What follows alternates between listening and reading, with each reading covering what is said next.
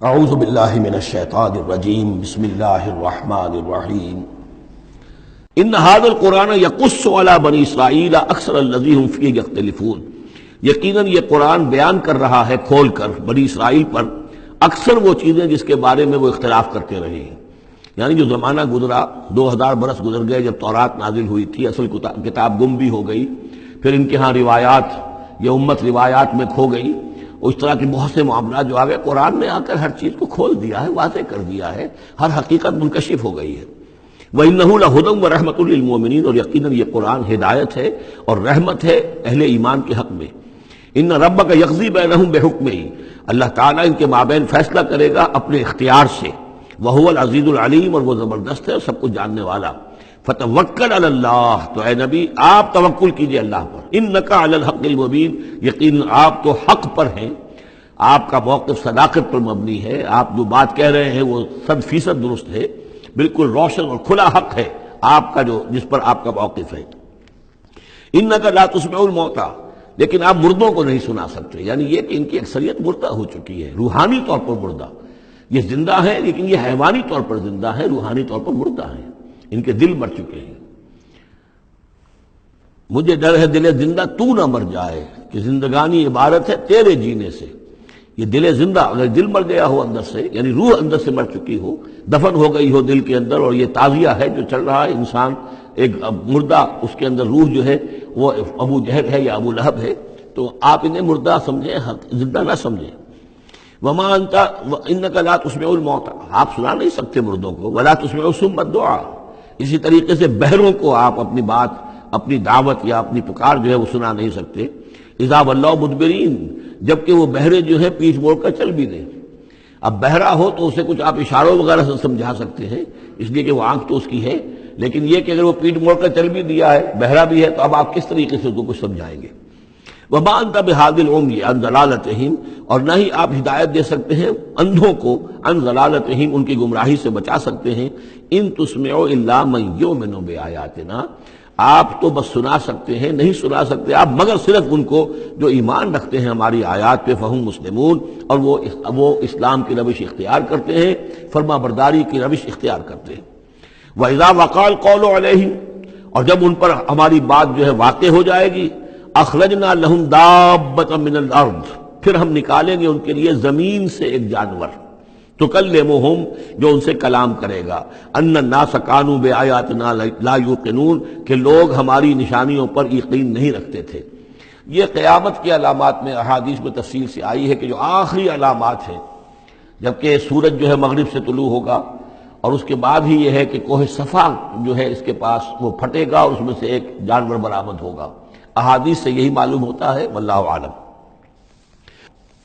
وَيَوْمَ نَحْشُرُهُم مِّن كُلِّ أُمَّةٍ فَوْجًا، اور یاد کرو اس دن کو جس دن کہ ہم جمع کریں گے ہر امت میں سے، جمع کریں گے ایک فوج کو، ممن یکذب بآیاتنا، ان لوگوں میں سے جو ہماری آیات کو جھٹلایا کرتے تھے، فہم یوزعون، تو ان کی بھی درجہ بندی کی جائے گی، جماعت بندی کی جائے گی۔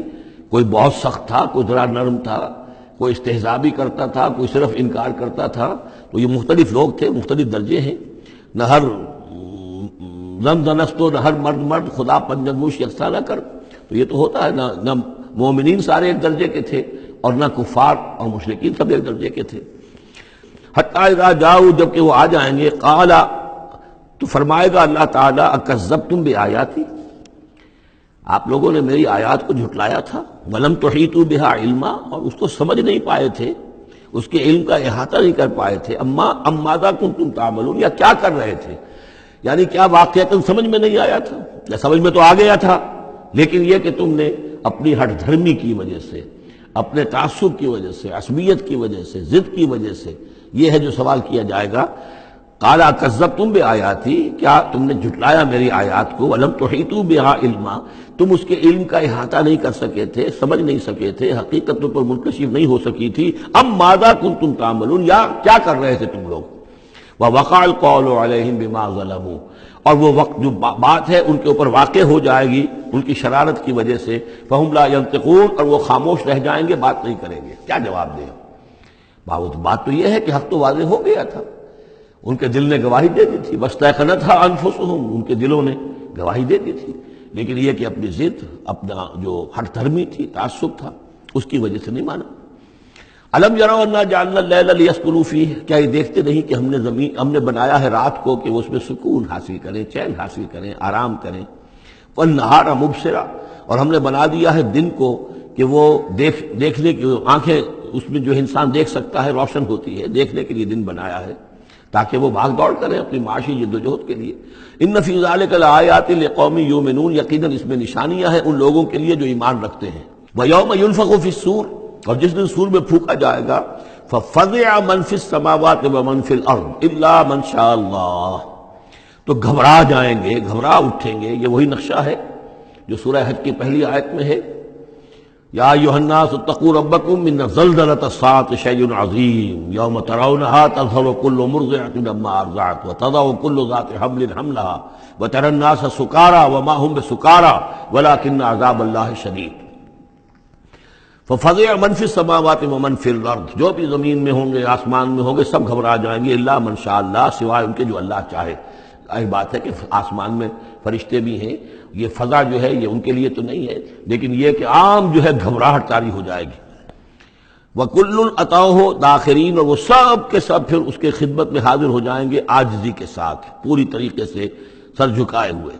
وَتَرَى الْجِبَالَ تَحْسَبُهَا جَامِدَةً، اور تم دیکھتے ہو پہاڑوں کو، تم سمجھتے ہو کہ جمے ہوئے ہیں، بڑے مضبوط ہیں، جامد ہیں، ٹھوس ہیں، ان کو تو ان کے اندر تو کوئی بھی نرمی پیدا نہیں کی جا سکتی۔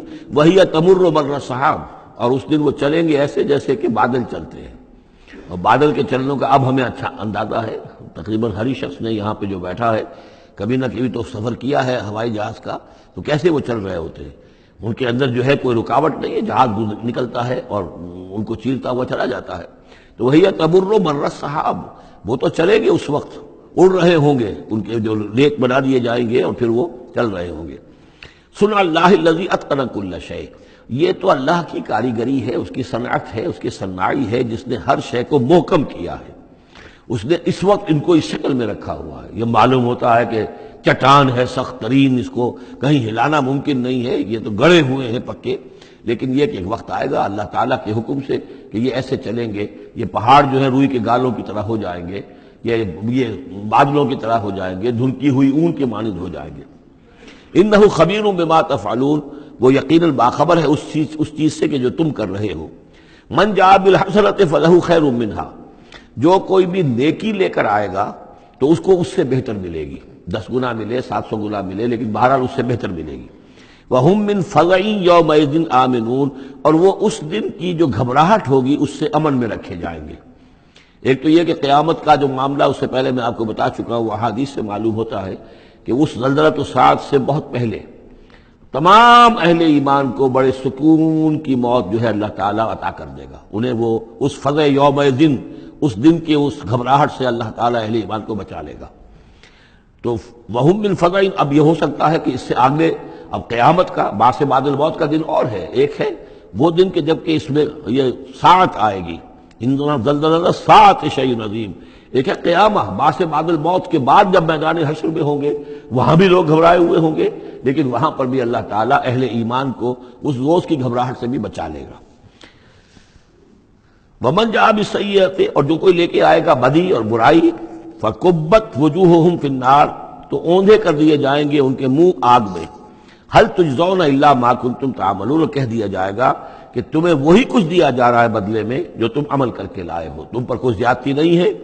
انما امرت ان اعبد رب هذه البلدة التي حرمها، یہ آخری آیات ہیں کہ گویا کہ کہا جا رہا ہے نبی آپ یہ اعلان کر دیجئے، شروع میں لفظ قل نہیں ہے لیکن یہ کہ مراد یہی ہے نبی ڈنکے کی چوٹ کہہ دیجئے، انما امرت ان اعبد رب هذه البلدة التي حرمها، دیکھو میں تو مجھے حکم ہوا ہے کہ میں بندگی اور پرستش کرتا ہوں اس شہر کے رب کی کہ جس نے اسے محترم قرار دیا ہے۔ یہ بلد الحرام ہے، یہ بیت اللہ اس میں ہے، یہ حرم کی سرزمین ہے، یہ سارا کس نے کیا؟ اللہ نے کیا۔ تو مجھے تو حکم ہوا میں صرف اس کی پرستش کروں، کسی اور کی نہیں، کسی بت کی نہیں، کسی دیوی کی نہیں، کسی دیوتا کی نہیں۔ انما امرت، مجھے حکم ہوا اعبد رب هذه البلدة الذي حرمها وله كل شيء، اور اسی کے اختیار میں ہر شے ہے۔ وَأُمِرْتُ أَنْ أَكُونَ مِنَ الْمُسْلِمِينَ، مجھے حکم ہوا کہ میں اس کے فرما بردار بندوں میں شامل ہو جاؤں. وَأَنْ أَتْلُوَ الْقُرْآنَ، اور مجھے تیسرا حکم یہ ملا ہے کہ میں قرآن پڑھتا رہوں، پڑھ پڑھ کے سناتا رہوں، میں یہ کام کرتا رہوں گا. مجھے حکم ملا ہے میں اس کی تبلیغ کرتا رہوں. یا ایھا الرسول بلغ ما انزل الیک من ربک وان لم تفعل فما بلغت رسالتہ، اے نبی پہنچا دو جو کچھ بھی نازل کیا گیا ہے آپ پر آپ کے رب کی طرف سے، اور اگر بالفرض آپ نے ایسا نہ کیا تو یہ گویا کہ رسالت کے فرائض کی ادائیگی میں کوتاہی شمار ہوگی. ان اتلو القرآن، میرا کام ہے قرآن پڑھ کے تمہیں سنا دینا. فمن اہتدی فانما یہتدی لنفسہ، جو کوئی ہدایت پہ آ جائے گا تو وہ ہدایت پائے گا اپنے بھلے کے لیے، وہ جنت میں جائے گا، اس کے لیے آرام ہے، روح و ریحان و جنت نعیم، اس کے لیے جنات نعیم ہے، جنات الفردوس ہیں. فانما یہتدی لنفسہ ومن ضل فقل انما انا من المنذرین، اور جو گمراہی کی روش اختیار کرے، ٹیڑھے راستے کو جائے، انکار کرے، تو کہہ دیجئے اے نبی کہ میں تو صرف خبردار کرنے والا ہوں. انما انا من المنذرین، میں تو صرف خبردار کرنے والوں میں سے ایک ہوں، بہت سے خبردار کرنے والے پہلے بھی آئے ہیں.